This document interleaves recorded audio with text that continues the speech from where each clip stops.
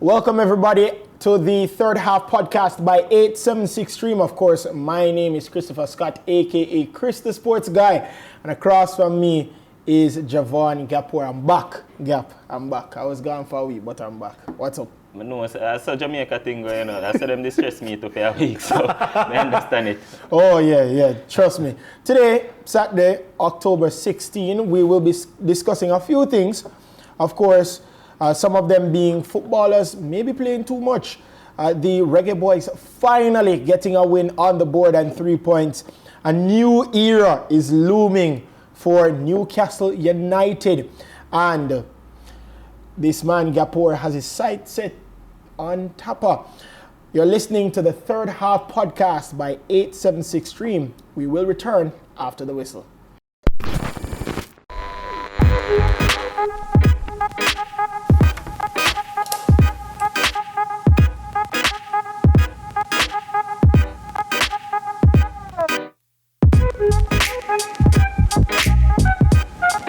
So, footballers can't seem to catch a break, Yap.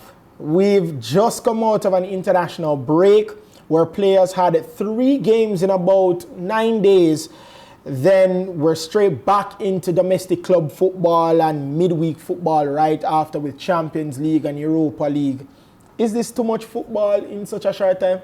I think it is. Before we started, I was surprised when you said that you only asked who Manchester United is playing midweek. I was like, wait, Champions League back already? Yeah. So it definitely is a lot of football. What I was thinking though, you think there's a way we can have, you know, like, oh, the AFCON have the January thing where them play and all of that. Could they do that for international break where there's a month where them just come and get this out the way and then start back? Well, yes and no, especially with the fact that COVID has played a lot into us playing a lot of football because, you know, it stopped domestic football, Champions League football, international football, because normally, you know, you start World Cup qualifiers 2 years before the actual World Cup start. Right. So we would have started in 2020 last year, but because of COVID, it kind of halted things. So I would think it's not a bad idea to have a month specifically where you play international football to kind of get, you know, the qualifications out the way, even though, you know, you have teams like Germany and Denmark who have already qualified and Qatar who are the hosts who automatically qualify. You know, just want to say, side note, congratulations to those two nations, because I don't believe, say, if you're a host, if you get congrats, because you automatically was going to be there anyways. So I think that I want to say congrats to Germany and of course Denmark especially with that huge story of Christian Eriksen. Of course, their captain Kaiser has been nominated for the Ballon d'Or as well. So congratulations to him. But I think they should have a specific month right at the start of the year, January or February, more so January, to kind of get those out of the way, because really many persons have said it, Thibaut Courtois, Robert Lewandowski, that we are humans. Right, at the end of the day, our body is going to tire. Not every person is like a Cristiano Ronaldo where the body is basically fit as a 20-year-old, but you're a 36-year-old man. So you have to really and truly look at it that way. But I would do preferably January, February to get those things out. Somewhere in the winter, because even standard, the Spanish league and other leagues break during the winter. So during that winter break, they can make something work and like extend it a little bit more to kind of fit in a lot of the stuff, because, you know, World Cup qualifying time, it's getting to the year, because it's just under 400 days left for the World Cup. I can't wait, to be honest, for that World Cup. But you have to finish after a certain time. How are you going to do that? Because you've basically wasted it. You basically can't get back a year, because that gone because of COVID. What are you going to do now? And I don't like how whenever there's international breaks, them just pack everything there, because at the end of the day, your legs going to tire, your lungs going to tire, your ribs are going to tire. So, you know, it's... Yeah, man, it's way too much football for humans. This no help nobody except the people who are running some money. Yeah, and I hear that also, that they're trying to maybe put that for qualification if they go every 2 years, which we all know that me and you are categorically against that. Definitely. I don't want that tradition. And I've heard even the Belgium coach, who, to be honest, I'm not fancy of, but he came out and said you cannot take away tradition. The likes of Franz Beckenbauer and Pele and Maradona that have worked so hard to build this World Cup and make it that prestige. You're going to now make it shorter to benefit you. No, I don't think so. So I'm not sure that they should do that, but for a month, I think they should keep it, because, you know, it's really telling. Because even look at Jamaica, they played USA, was it the 8th or the 7th? 3 days later, they're playing in Jamaica, and then 3 days after that, not even a week that, 3 days after that, they're going to Honduras to play Honduras. In a World Cup qualifier. It's definitely way too much. Of course. Speaking of Jamaica playing against Honduras, I love that segue, Guys, Beautiful I'm getting segue. better at that. So speaking of Jamaica playing Honduras, we finally gap. Oh my gosh. After countless live by 8-7 stream, big up yourself, Alexi. And I know Gap did some of them as well. I was a part of some of them. Finally, we can do a live where we're happy for both halves. We scored both halves. Right. Kemar Roof was at the right place at the right time in the 34th minute. And then, what a goal by O'Neill Fisher. A very good goal. Weighted perfectly, didn't shoot it first time. But tactically, I believe this has been Tappa Whitmore's best game as a coach since his second stint, and maybe even throughout his whole stint as Reggae Boyz coach, throughout his 2 stints. I think this is his best tactical game. He did this very well against, even though it's a struggling Honduras team, but he wanted to go for the juggler, and that he did. Kemar Roof with his first international goal, also O'Neill Fisher. So what do you think about the win against Honduras? Finally getting 3 points on the board. First of all, I just want to say I'm happy for O'Neill Fisher, because he's fresh off an injury as well. Yeah. So to get a goal like that, I'm really proud, and I'm glad that hopefully this can kickstart something for him. For me, it's just paper over the cracks. Yeah. You mentioned to tactics and all of that, but for me, what I saw was the same thing I've been seeing, which is we try to defend and then depend on either luck or individual brilliance. That's what we've been doing, and that's what I saw. The team selection was good. I think they went to like a back 5. It looked like a back 5. Well, they started as a back 3, and then they went to a back 5. Because I'll let you finish, because there's something specific that I saw. That's why I said it was a good tactical performance. But go ahead. But for me, that's all I saw is what I've been seeing, which is try to defend, not concede, and then hope for something to come. I don't see a consistent level of gameplay. Like I can say, all right, I see where they're trying to do. I see what the tactic is. I see what the build-up play vision board is. It hasn't been that for me. So it's merely for me just paper over the crack. I'm glad that we finally got 3 points, yes. But I see it as just that, paper over the cracks. All right, so the reason why I said tactically it was his best performance. Now, he first started with a back 3, right? And what I thought was a very good move was to put Mariappa out wide at some point in the game. Now, if we know Adrian Mariappa, when he was at Watford, he was a fullback. Right. He was not a centre-back. He switched to that centre-back role. And it worked out very good. What I also saw that Tappa did was to advance O'Neill Fisher in that midfield role as well. All right. He didn't tell him stay back and defend. He told him to push up, right? And even though people cuss him dog rotten, Haka went back in that centre-back role. And it wasn't that bad, to be honest. As a matter of fact, he was a part of the CONCACAF Team of the Week. He was. So I think that's why I said tactically, it was a good performance. And then he substituted Shamar Nicholson. Is it Shamar Nicholson and Kemar Roof? Put on Andre Gray. Andre Gray held up the ball well, saw that the man O'Neill Fisher was now more advanced, laid it off to O'Neill Fisher. It's the George's blood, I'm telling you. The North Street blood, I'm telling you. That was a very good goal. And he just waited, saw that he could have cut back on his right foot and then just placed it. He didn't go for power, he went for placement. That was what you call a finesse shot in FIFA. You know a lot about that. Right. So that's why I said tactically it was good. But now, Gap, we're up to 6th position because El Salvador lost 2-0 to Mexico. And maybe this is a blessing in disguise for us because one of the El Salvadorian players was sent off. Even though both Mexico and El Salvador ended with 10 men, do you see this as an opportunity now for us? Because it was the same thing that happened with Honduras. We blanked them. Right. We're going to El Salvador and they're not going to have one of their starting 11. Do you think that we can go for the juggler again? I mean, outside of USA and Mexico, I feel like any other team that will play, we should go for the juggler overall. So we definitely, whether they get red card or not, the plan should be to go for the juggler. You get me? So right. I'm hoping that this kickstarts something. But unfortunately, I hate to be Debbie Downer, the bearer of bad news. And the bearer of bad news. But from what I saw personally, what you explained to me about the tactics and O'Neill Fisher being pushed for, yes, that's true. I saw a bit of that.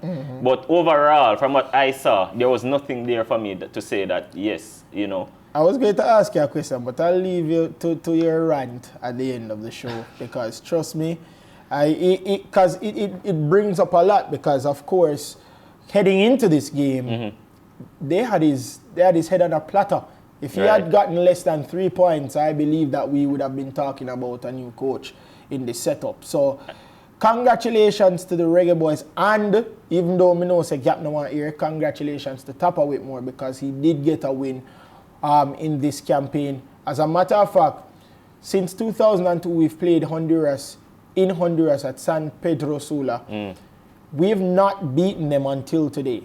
So maybe this is a turnaround for them, and actually Tappa Whitmore was one of those persons that did not win in Honduras and he got sacked. Right. So he knew that he had to get 3 points. So congratulations to him getting those 3 points, and you know it's going to be some tough encounters for us. Which one do you think will be the toughest in November? The US, of course. We'll play against US after we play El Salvador. And I think we should, it's a home game, but we spoke about it where we'll probably move our home games to US. I don't know if they're still... I don't think so necessarily, because, you know, that was something that came up for the Canada game, and they sorted that out. So I guess that it should not be a problem this time around. So it will be an actual home game. Yeah, it will be an actual home which game. means we need to not lose that game, right? I'm of the mindset of when you go up against USA and Mexico, just don't lose the game. Yeah. Try not to lose the game. And so I hope we can get something out of it, you know. I hope by then we'll have a different manager, a different coach, and we'll be ready for that game. So I'm very optimistic about November. So I'm hoping JFF does what they should, so we can have a great November. So speaking about having a good November, what do you think is the style of play that we need to go for with the players that we have, of course? What do you think we need to do? I think 4-3-3 is the best for me. I personally think the CDM, this new defensive midfielder that came in, what's his face? Anthony Grant. You can't talk about what's his face, and he's been one of the best players for the Reggae Boyz. Come on now. Is quality. He is quality. He is what we would have wanted from Phillips when we went to get Phillips. He's giving us what we would have wanted from Phillips, and I love it. You know, so I'd like to see a 4-3-3 situation where he's at the base of that with two attacking midfielders in front, maybe like Ravel and Bobby Reed or Maggie. Seeing as though you have Anthony Graham, would you leave Kevin out of it, former Liverpool man? Would you leave him out of because he can also play that CDM role? Yeah, but from what I see from Grant is quality. He is quality. And the thing is, you know, if you talk to somebody as to where Anthony Grant plays, you'd never believe his quality because nobody talks about Swindon Town. Who talks about it? But what he does is that he holds the ball, he intercepts a lot of the ball in the middle of the park. And that is what we need. So I agree. The 4-3-3 for me. He's what Fred is in his dreams. Oh jeez, I don't even want to talk about that. My head would hurt me. But of course, I would go for a 4-3-3 as well. I would have Anthony Grant in that midfield. If Morrison is available, we still can't deny Morrison's creativity, Ravel Morrison. So I'd have him and Bobby Reed in that midfield role. And of course, I'd have Mikel Antonio. Well, not Mikel Antonio, I'd have Kemar Roof, Leon Bailey, and Shemar Nicholson, with Mikel Antonio coming off the bench. Really?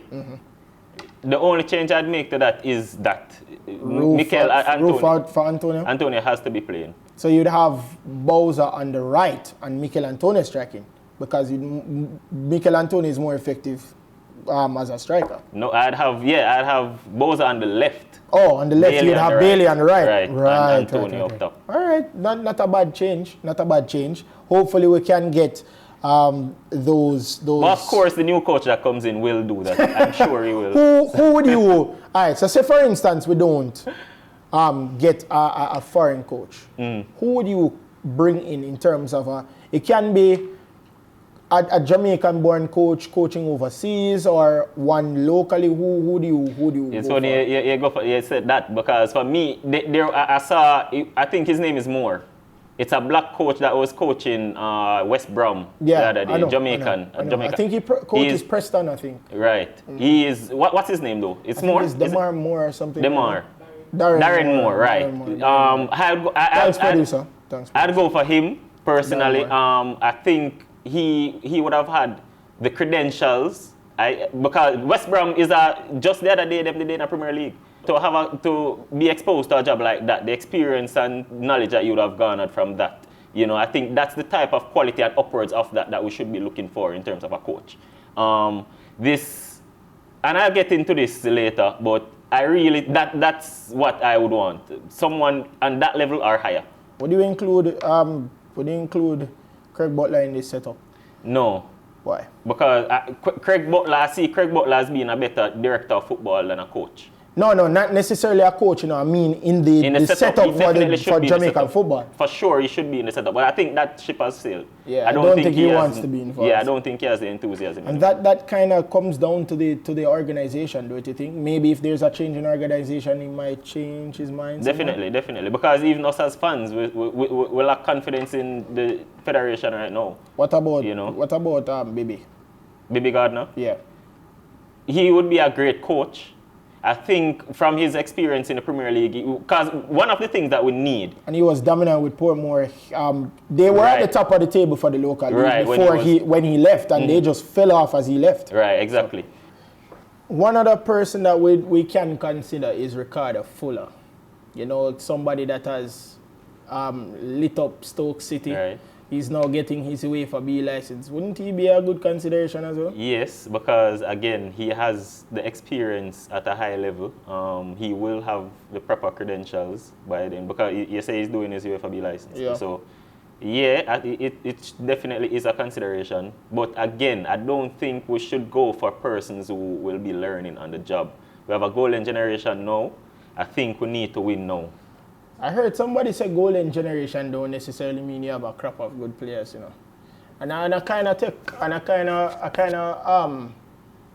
reject those claims, because golden generation, when you look at Belgium and when you looked at Germany and Spain, golden generation was a crop of brilliant players. Right. 2010 was Spain's golden generation. Right. You had a crop of brilliant players. Even now, when you have Italy winning the Euros, they have a crop of good players. I would say 2006 maybe have been their golden generation with the likes of Fabio Cannavaro in that team.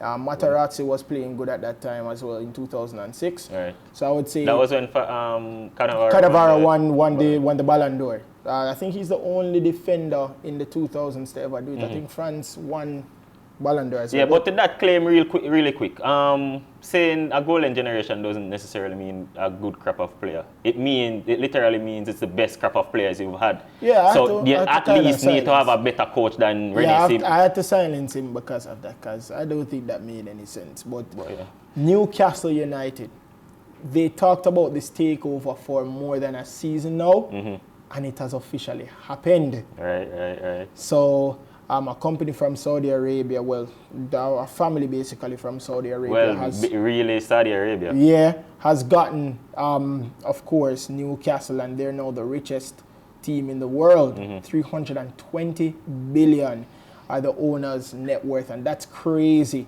Of course, this takeover has finally begun, Gap.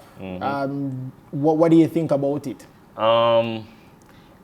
Initially, I was thinking I don't like the idea of a nation owning a club, because it really is a nation. Basically. It's an investment company that was made by the government to do investments on behalf of the government.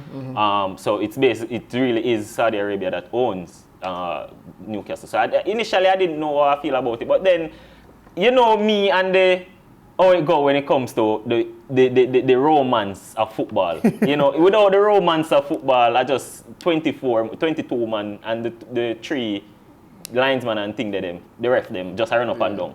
You know, so seeing a team like Newcastle, given their rich history, you know, the likes of Shearer, you know, they've won the title before, I believe. Well, not when it was Premier League, but Shearer being one of the best strikers, the leading scorer in Premier League history and all that. They have a rich history. And the thing about it as well, it's not a lot of things that Newcastle needs. You know, with the Manchester City takeover, it was just a small club. You have to build a stadium. You have to try to get a fan base to rally. They have a fan base. They have a great stadium already. You get me? So it's just for you to put the quality now on the product on the field and get going, because the fans, Guardiola come out the other day and I say he want Manchester City fans to come to the more away games. You're not going to have to question that about Newcastle. Yeah. You get what I say? So now they need to ensure that they develop a plan, a decent strategy to ensure that them do this the right way and not just come and, because we see with Monaco tried it and just come and buy big players. It never worked out, do well for them. So they have to come up with the right strategy, and I hope, you know, them get it right. What do you think they should do, though, in terms of a strategy? I don't think it's going to happen overnight. I think they have to build a manifesto in terms of, all right, so what is our 5-year, 10-year plan down the line? What are we going to achieve in such time? I think that's the main thing that they have to focus on. Don't be a money-hungry, cash-spending team, because at the end of the day, money does buy quality, right, but does it buy chemistry? That's the important thing. So I think that they need to make sure that, okay, who are we going to move? That's one thing. Are we going to imply a new system? And when I mean system, I don't mean tactics like whatever. I mean, what are we going to implement to make this team, Newcastle, how would I put, an attractive club to come towards? So I think that they have to create a plan, a long-term plan going forward, because if you're going to do a short-term plan, it's not going to work. Football is not short-term plan when you're taking over a club. Right. It is something that you have to think about. It is something that you have to make sure you meticulously go through, and you have to make sure that whatever you do, it's going to be successful in the long run. Right. So I think they just have to be very precise in how they do things. Also, one thing that people were questioning is Steve Bruce still being the coach. Of course, they came out as we're doing this recording. They did come out on Friday and state that, I believe it was Friday or Thursday, and they stated that Steve Bruce, of course, would still be the coach heading into that Tottenham game, which some people think that he's probably going to lose that one or draw. So what do you think about? Do you think he's still going to be there after them really put these plans into place? He shouldn't be there. But can you imagine Stevie Bruce in January having 250 million to spend? Crouch coming out of retirement. But yeah, personally, no, I don't think he should be there. What they need now, what needs to happen, this is the shift that needs to happen in football. Ole Gunnar Solskjaer get fired from Manchester United, goes to Newcastle. They need a coach like Ole Gunnar Solskjaer, Lampard, Pochettino, Brendan Rodgers, someone in that realm where you get these guys just to steady the ship, you know, and then from there they will build a culture, develop the right culture that you would need, and then you move on. You get what I say? So I believe that specifically one of those 4 coaches should be on their radar. I see Antonio Conte coming out saying him now look no work in a mid-season. So that's off the boards. And outside of that, who else is there that as a big coach that Zidane. You can say? Zidane, maybe. Yeah, maybe. And Zidane is actually good for that as well. The same realm. Well, yeah. not only did he steady the ship at Real Madrid, he won 3 straight Champions League finals and also won a league title in the process. So right. Not only does he know to steady the ship, but I mean, he's the type of person that says, okay, I need this person in my system, I need that person in my system. For me, Zidane was an out of sight, out of mind kind of, because I didn't even think about Zidane. But that's probably the best way for them to move forward. And then with that, he will be able to attract players, certain type of players. So I think with a decent enough coach that knows what he wants, I think with Conte's situation that he had when he left Inter, he would never have that problem with the takeover at Newcastle. Right. He said he wanted some players, but of course the finances of Inter really eluded him, and that's the reason why he left. Right. So even though, of course, he said that he was not going to join any clubs in mid-season, it would have been a perfect opportunity for Antonio Conte to go to Newcastle, because you bring him in and he said, okay, I want this player. It's not going to be necessarily a problem getting these players into the camp, because the amount of players that are linked to Newcastle now after this takeover, it's absolutely, it's out of this world. And one of those players that was linked to Newcastle is Raheem Sterling. He did come out and say that if he has to move to get more playing time, he's willing to do so. He has fallen somewhat out of favor with Pep Guardiola. He started 3 Premier League games in 8 for Manchester City this season. Of course, as we're recording this, Manchester City did have that 2-0 win against Burnley. So he started in that game. That makes it 3 out of 8. A season, 2 seasons ago, he would have been a bona fide starter, one of the first names on the list for Manchester City. Now it seems like he's out of sight and out of the mind of Pep Guardiola. What do you think about him moving on to greener pastures? Well, leaving City, I don't think there's much pastures that's greener at this moment. So, but for him personally, to get game time, as he said, if that's the main objective of him, I think he should look to leave, because City just signed Grealish for almost $700 million. So them now go bench him, and he is his main competitor right now for that spot. Right. So I think he would definitely need to leave. And for me personally, part of the structure that I think Newcastle should develop is having a core of British-based players to start off and create that kind of environment for the foreigners to come in. So, and he has the highest of heights of experiences playing for Liverpool in that brilliant season with him and Suarez, and then going to City doing what he does there. So he definitely can be a part of that backbone that you set at Newcastle. So it would be a great move for both parties. Yeah, definitely. You know, I hope that he gets more playing time, whether it be at Manchester City or, of course, other teams. Right, free the yard man. Free the yard man. Of course, he had 30 plus goals in 51 appearances in 2019-2020. And he has somewhat fallen off. But Gap, I realized that you're annoyed when I was speaking to you this week before appearing on this podcast. You're annoyed. I see you're annoyed. And this time, Theodore Tappa Whitmore has some questions to answer. What no make no sense to you? You know what it is? What it is, the question that it is that's there for him to answer. He doesn't have the answer for it. That's the problem that we have here. So what doesn't make sense to me, right, is, all right, cool, we get a win. But that win that we got saw Honduras fire their coach.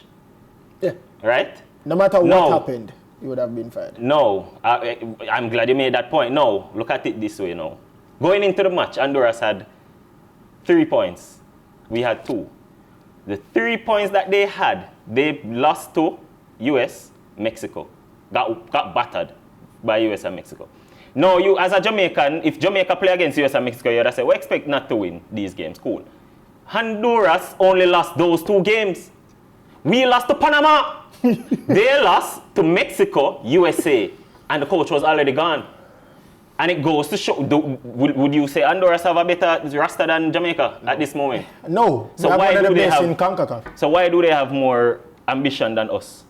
Why did they feel like they need to fire their coach when after 5 games they had 3 points and the only 2 games they didn't get points from is Mexico and USA, the 2 best teams in CONCACAF? They fired their coach based on that. But yet still, me they are watch my player them defend whole match and just a launch ball upfield, and lose to Panama, get battered by Panama, losing to Mexico and USA as well. Yeah, we get a nice point to Canada, but for me, our roster is the 3rd best roster in CONCACAF right now. So we fail beat Canada, if you ask me. So why can't we have the same ambition as Honduras? Honduras. I can't even name you 5 players from Honduras team right now. I can't name you one. And then and they have more ambitions, firing their coach when things not right. I talk about this last week where them tell me say them broke and this and that, so I'm not gonna get into that again. But Tappa is definitely out of his depth. I think that it's time now. That was just paper over the crack. That no move me at all from when I stand with Tappa. I think it doesn't make sense for Tappa Whitmore to still have a job as a coach of the best generation of footballers we've ever seen in Jamaica. It doesn't make sense to me. All right, so I heard your rant, and I have to 100% agree with what you're saying. Tappa Whitmore does not know his starting 11. Let's get that out the way. Tappa does not know his best system, if there is one, because to be honest, it's just vibes at the end of the day. Tappa does not know his best player at all. He doesn't. And it is so surprising to me that every single time that Tappa Whitmore is coaching this team, after a game, we have to be discussing whether or not Tappa should be fired. Why is that a discussion? After every Beralta, there's no discussion. Right. The Mexican coach, there's no discussion. Panama's coach, there's no discussion. Why is it that we, who I don't even think that we have the 3rd best roster, I think we have the 2nd best roster in CONCACAF. Mexico, in terms of player by player, is not better than us. Strong. Not. And I say that with no apology. We have a couple of players that are playing in the English Premier League. Right. And some of the best players in the English Premier League at that. Right. One of the best defenders in the English Premier League is playing for a promoted side, and he plays for the country. We have a player that has won the Golden Glove in the MLS twice. No goalkeeper who has been to the MLS from Jamaica has done that. None. And we are sitting here accepting, not we, the JFF is sitting in their seats accepting mediocrity. We got 3 points. We're up to 6. Fine. We're 1 point behind Costa Rica in 5th. Right. We're 3 points behind Panama. Why are we 3 points behind Panama? Because Panama beat dump you up, Why actually. why are we a point behind Costa Rica, who is not the Costa Rica of old? This is not the 2014 Costa Rica, you know. This is 2021 Costa Rica. A Costa Rica that has an aging Joel Campbell, former Arsenal man who is at Monterrey right now. An aging Brian Ruiz, who every ball we kick comes through him. They're dependent But on. yet, we are a point behind Costa Rica. How does that make sense to Tappa Whitmore. And then when they do win this game, they're going to say, see, me did tell you, Tappa Whitmore can coach this team. Tappa Whitmore should have been doing this ages ago. We had a dismal CONCACAF Gold Cup campaign. Dismal. You know why we had why we had this euphoric feeling heading into the Gold Cup? Because we had the set of players that could have lit up any, not just CONCACAF competition, right, that could lit up any continental competition. Any. And we were the favorites to even lift the trophy, but yet we could not even get past the quarterfinals. That no make no sense. You know, at the start of the segment, you said that I am annoyed. I was annoyed at something. I really, if I talk and I continue to talk, I am seriously going to get a headache because Tappa has the players at his disposal. I remember talking to you and you said, Chris, I will not criticize Ole until he gets the players right, that says we are title contenders. We have the players. Ole is still not doing anything. And what did I say? And you said that Ole needs to go. Okay. Right? So it's the same thing with Tappa. Tappa has to walk out the door. I don't think he should wait until JFF fires him. You know, I think he should resign. I think so as well. And Tappa continuing to chop and change and shift this team like it's a gear stick. No, it can't. I understand that he got team of the week and brilliant. I don't know. Javon Watson is in the team. Things like that. Starting 11. Things like that. Playing an entire 90 minutes. Things like that. He only played 2 games for Humberline. I was the commentator for one of them. You cannot be having these players playing and they're not match fit. But if we talk about, we would have talked about this from now till tomorrow morning. But obviously, the referee, aka our producers, has signaled the end. Thank you for joining us for the third half podcast by 876 Stream. This has been an insightful discussion. Of course, you can follow us on the stream, Twitter at Stream876, Instagram 876 Stream. Also, you can check out our website at 876stream.com for some good and insightful articles. You can also check out the audio form of this podcast on anchor.com and Spotify. Just type in the search bar, The Third Half Podcast, and you can see there. Also, subscribe to our YouTube channel. Please like the video and also click on the notification bell so you know whenever we're posting. This has been the Third Half Podcast. My name is Christopher Scott, Javon Gapur, and we're signing off.